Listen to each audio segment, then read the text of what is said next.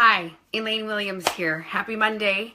This is I'm feeling goosebumps, so I am excited / nervous to share this with you. But I just thought, you know what, Elaine, if you are new to me, welcome. And if you've been following me for a while, thank you. And I am a comedic motivational speaker and a speaker performance coach. And you can learn more about me. Hi, whoever. Thank you so much for the likes. I have Captivate the Crowd. Hey, Jessica. Hi, gorgeous. I remember you. It's been a while, but I totally remember you. Debbie Ford, I think. You can find out more about me at ElaineWilliams.com or on my Facebook stuff. You can message me. I speak all over the country. I do comedy, but I speak about tough subjects. And I'm going to talk about that today. And I also love helping people feel more safe and connected on camera and on stage. So with that, I'm going to jump in because I'm like nervous. It's so interesting. Like I've spoken for 5,000 people. And but I just feel like I'm just compelled to share this with you. Oh, you're so sweet. Thank you. Oh, that's so nice. Thank you, Jessica. I needed to hear that today. So I grew up in a very dysfunctional family, like a lot of people. And hi, David. Hi, sweetheart. And I was being abused by several people in my family. And unfortunately, other people in my family were not able to advocate for me and step in. And that was as heartbreaking as the abuse. Hi, Eddie. Hi, sweetheart. And so I grew up, very damaged, I guess, if you will. And I was being molested. Like there was just a lot of stuff happening. And I didn't have any tools. And I started, bulimia was my first addiction. And then I had drugs and alcohol. And even though I was able to leave home and, it's interesting how, when you have been damaged, hey, Chris, are they now in jail? Actually, somebody did go to prison and he's out now, but that's a whole nother one-woman show.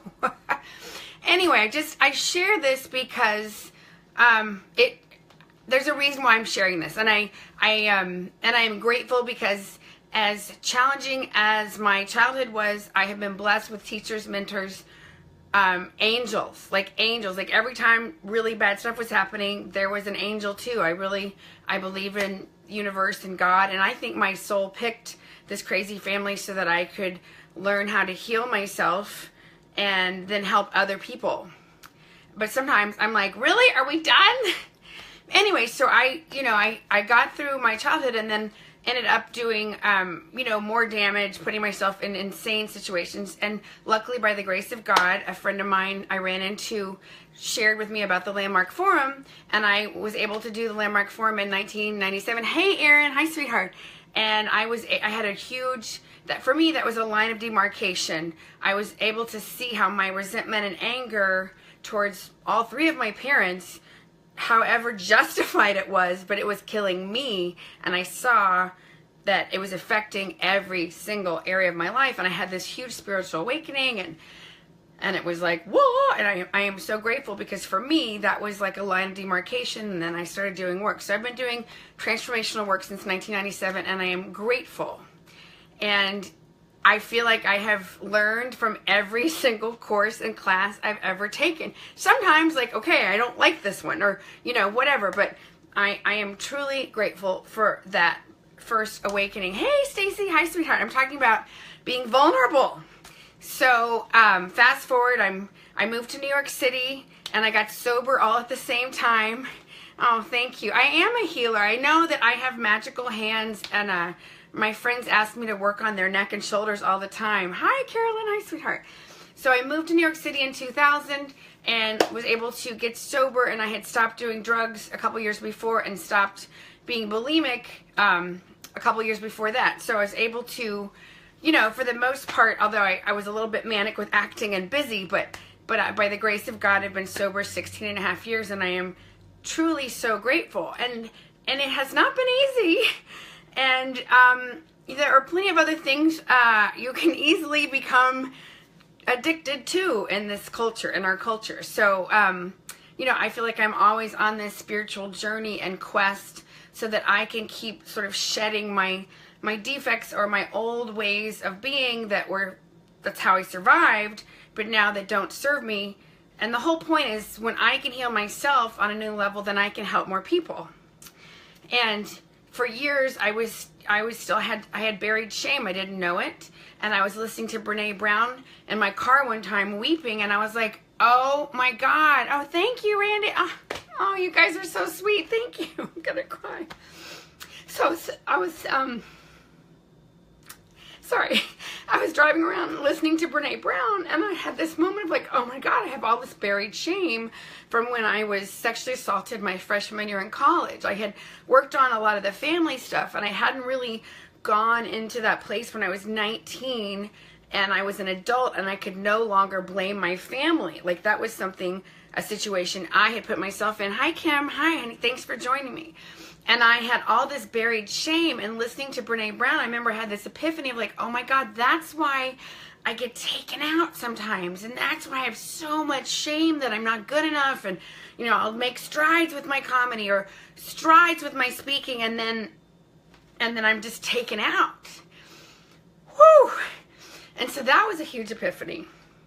And then I had the privilege of doing Train the Trainer. I worked with T. Harv Eker and Blair Singer. And that was an amazing, extraordinary 2 courses, and did all this work on my money stuff and managing the room. And, and I'm really using that now as I'm helping other people with their speaking to really embody leadership. And it's from, from your whole feet, from the way you stand, like, so that people can really feel you. And, and I am so grateful. It's such an honor to be on that journey when anybody comes to work with me. But I wanted to share specifically, I heard about Margaret Lynch last year. I've been in several masterminds and learning and working on marketing, and I knew that there was some more inner work. It was time to do. I'd been so we work on our marketing and our mindset, but I knew for me there was still some more stuff to do. And several people, hi Roland, hi sweetheart. Several people kept talking about Margaret Lynch. And so I got one of her courses online, and I was doing it, and I'm familiar with EFT. I love the tapping. I'm a level 1. And so I had the privilege of going, hey Tim, very funny. Oh God, all these awesome people. What a fun way to start your week, right? So if you're just joining me, I'm sharing my story of healing. I had 3 addictions. I was assaulted as a preteen, and then my freshman year in college. And I've always been on this quest to keep healing myself because I need to, but also because I know I can help more people. As I deepen my own healing and my journey, then I share it with my world, my community, my student, because the whole goal is that we learn and help each other so that we can help heal the world on a whole nother level, So anyway, so I went to Boston this past weekend. It was funny. I didn't realize that I would be healing from being broken up with in January, but I signed up for this last year, so it was divine timing. Thank you. So anyway, so I'm sitting there, and I'm with a huge room full of healers and coaches and therapists, and we're all doing this tapping where you tap on the meridians, and you talk about like something that's you're anxious about, or so many times we're conflicted, right? Like a typical one is, we all want to be healthier, we all want to be leaner. And that's our commitment, and we go work out, and then we eat brownies at the party, or, and so that's part of being human, right? We want to be a good person, and sometimes we, we don't drive like we're the nicest people, or, like that whole paradox. And so I'm sitting there, and I'm tapping away, and I'm, and all of this trauma is coming up from my past, from being raped, from being hit, from all this stuff, and it was great. I feel like I cleared a lot of stuff, and just my grief over this relationship that I thought was like the one, and realizing, wow, this person was maybe a little mentally ill and I didn't know it, or I'm sure there's issues that I just didn't know about for lots of reasons.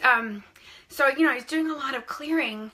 But the theme that I got from this whole weekend was, and I'm with people who are doing amazing work, like healers who are helping people heal from cancer naturally, and people who are helping people overcome tremendous traumas in their life, people who are working with veterans and homeless people. I mean, the work, the energy of the room, it was amazing.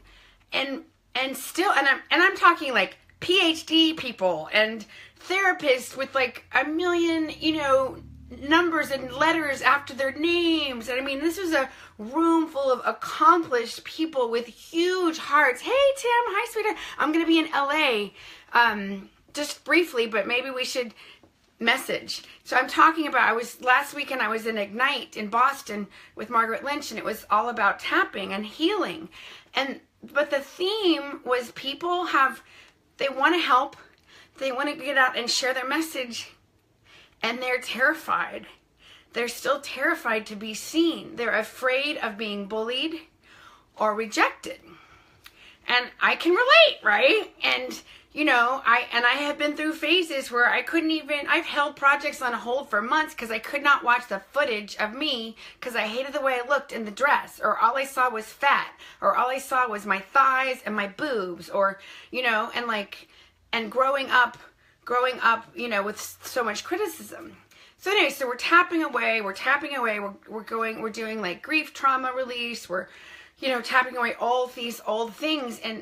But the theme that kept coming up was, a fear of being ridiculed or made fun of, or, a fear of being seen, like really stepping out and being seen. Like, this is me, warts and all. I've got wrinkles from my real estate mistakes. My hair used to be naturally blonde and now I get a little help. Like, I am not, my face is round. Like, I wish I was taller, but this is me, I got some dry ends going on today, but I just kept noticing there was this fear, like all these people, this room full of people who are doing amazing work and helping clients and students and healers and their families. And yet there was still so much fear about stepping out and really being seen.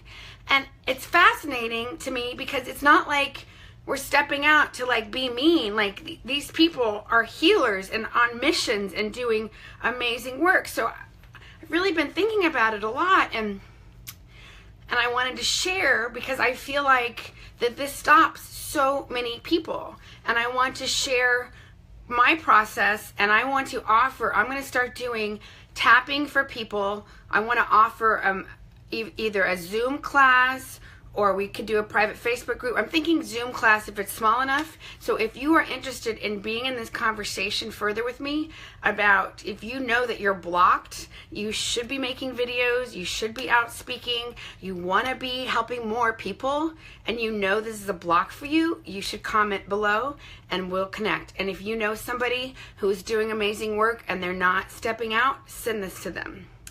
So I want to share this because I have done all this work, right, since 1997. I need therapy and workshops, and Debbie Ford, I studied with her for 5 years. Deepak Chopra, Janine Roth, I wasn't always doing workshops, but a lot of times I was. I was also doing acting and comedy and waiting tables and real estate. So anyway, so we're doing this tapping, right? So we're doing this tapping during the week, and what came up for me, I didn't even realize that it was still there, But I remember, I'm in high school, and my mom had moved to Europe, which was good for her, but very hard for me and my sister for lots of reasons. And I was desperate for attention and love because I was not getting much at home. My father was very busy with his practice, and he was married to a very insane, raging, bipolar addict alcoholic. And she was very, very sick. But I didn't know this. I'm just trying to survive, right? And I would do anything to not be at home because home was very scary. And we had an uncle who would come visit who did bad things, So it was just like, so I was always like, I was president of everything. I was in everything possible. I would go to my friends' churches, like anything to get out of the house. But I was dying for love. I was dying for support. And I loved theater. I loved it. I loved performing. It just lit me up. It was like my safe place. And I remember we were doing Guys and Dolls, and I think that's one of the most fun musical shows ever, and it's so American and Adelaide, and I was a hot box dancer, and I got to be in all these numbers, and I loved it. I loved it. And I remember, hi Gunner, hi sweetheart. I'm telling a story from my past just to hopefully be motivating if this resonates with anybody who should be out there more and is holding back because they're afraid of being criticized or bullied or outed. So anyway, I remember just doing Guys and Dolls and loving it. And the next day, I remember my stepmother came in and she said, Elaine, I need to talk to you. But she said it kind of in like a sweet way, which was rare, so I let my guard down. And she said, she sat down on my bed and she said, I saw the show last night, and I naively thought she was going to give me a compliment. And she said, your father and I, we've talked about it, and you really need to lose about 15 pounds. And I just remember because they had always picked at me about my weight, and I had been on a diet since I was in first grade, and I was never fat. Like, I just was curvy. I was never like the Barbie dolls at the time in Texas. That was, but I remember just feeling so crushed. Like, I was so desperate for love and desperate. Like, this was my thing, like, this was my thing. And thinking she was going to say something that maybe she liked, and instead just like,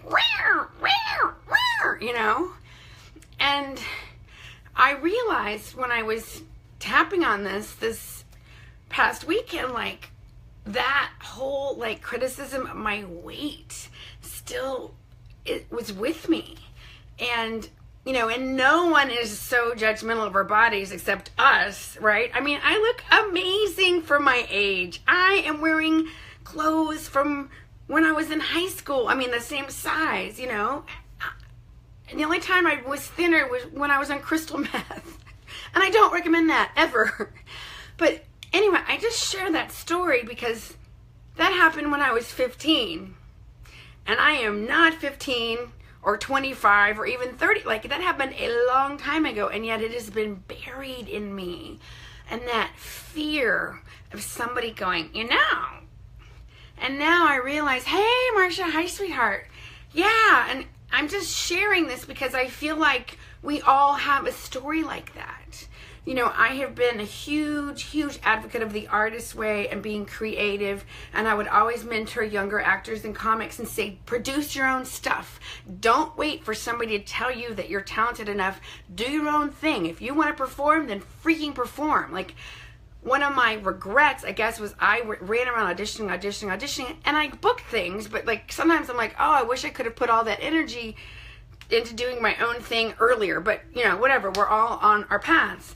But I wanted to share that story because I feel like I'm gonna obviously keep tapping on that, but it was like a what for me. But I feel like we all have a story like that. I can't tell you how many people have come up to me and said, oh, I've always wanted to try to sing, but I can't sing. And I'm like, yes, you can. It is, it's breath control and training your ear, and you have to practice. And I haven't had enough, I haven't had enough sleep. I don't think I'm too raspy to demonstrate correctly, but everybody can learn how to sing. Everybody can learn how to paint. Some people are more natural than others, but if you feel that impulse, so if you want to get out and speak and share your message, you might have to do some work to get over that. Because in my experience of being a performer since I was little, so many people have always said it to me, oh, yeah, I've always wanted to try that, but I'm too scared. And so I have, Kim, thank you. Oh, yes. Okay, sorry. Yeah, I need to thank her, yes. So, so I just wanted to share that because it just came back and it was so real. I'm like, whoa. But I feel like that if that resonates with me so much, I feel like it could resonate with some of you. And so I just invite you, if you are a therapist, a healer, a coach, a business owner, an entrepreneur, and you have a mission, you have a purpose, you have your passion, or you just know you want to get out and help more people, I invite you to comment below, because I want to do some tapping with that to help people release the blocks. And, you know, because we all should be doing Facebook Lives and reaching out and, you know, sharing our message with the world. If you have something important to say, especially in the environment that's happening now, we need people with light. We need people who still believe that the world is a good place and that human beings are inherently good. And so anyway, if you're just tuning in, I was just sharing about my extraordinary weekend this past weekend with Margaret Lynch at Ignite, and about EFT tapping. And I just uncovered a huge, old, painful story that I had, you know, kind of buried. And I just was really, I mean, I just feel like so much stuff shifted this weekend for me. And I just want to share some of that healing with you. So if anybody is interested in doing a Zoom class with me where we do some tapping on blocks, comment below. I'm offering this as a gift. I'm also going to be doing a very cool Facebook challenge soon. I just have to keep working on getting everything ready for that. And I've got so many cool projects going on. I'm so excited. I'm also speaking Thursday night and then Saturday in Pennsylvania, so more details to come for that. But I just wanted to share that, don't let some old teacher or person from your past squelch your joy now. So anyway, I feel like that's enough out of me. Thank you. Thanks for stopping by. Thank you so much for all the sweet birthday hugs that was last week and all the love. And if you know of somebody who wants to work on their speaking or wants to be more creative or just knows that they've got some kind of block, send this video to them. And I would love to hear from you and get your comments, and maybe we can do some tapping together, because it's really cool stuff and it's a great way to release. So that's enough out of me for today, for Monday. Thank you so much again, and I wish you a wonderful, wonderful, fabulous week. I'm grateful it's sunny. It's supposed to be spring today, but there's still snow everywhere, but hey, at least there's sun. So thank you so much. I hope to see you on stage or screen too, and please leave a comment below. All right, bye for now. Okay, bye.